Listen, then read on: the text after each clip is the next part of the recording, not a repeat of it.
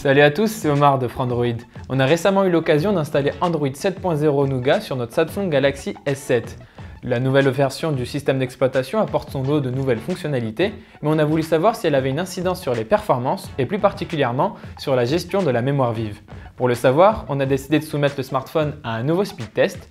Pour cet exercice, on a opposé le Galaxy S7 sous Android 7.0 Nougat à un Galaxy S7 Edge qui fonctionne quant à lui sous Android 6.0 Marshmallow.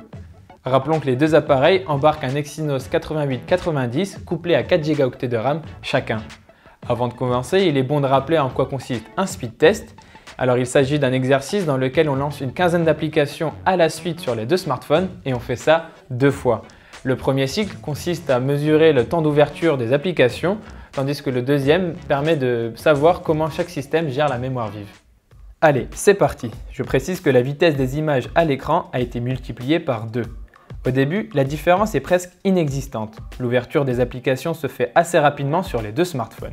On remarque même une petite avance du terminal sous Android Marshmallow sur les jeux mobiles comme Subway Surf ou Clash of Clans.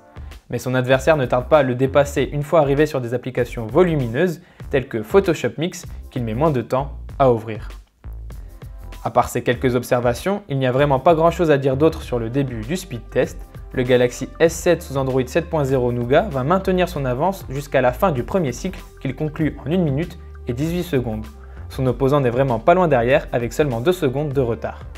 Et c'est sur le second cycle que tout va se jouer.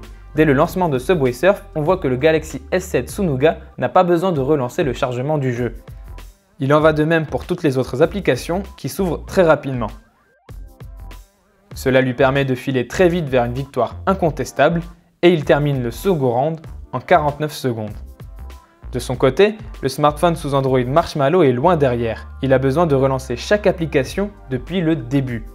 Sa gestion de la mémoire vive n'est vraiment pas optimale et il perd encore beaucoup de temps sur les dernières applications comme Netflix. Il finit péniblement son deuxième cycle en accusant un retard de 39 secondes sur son adversaire.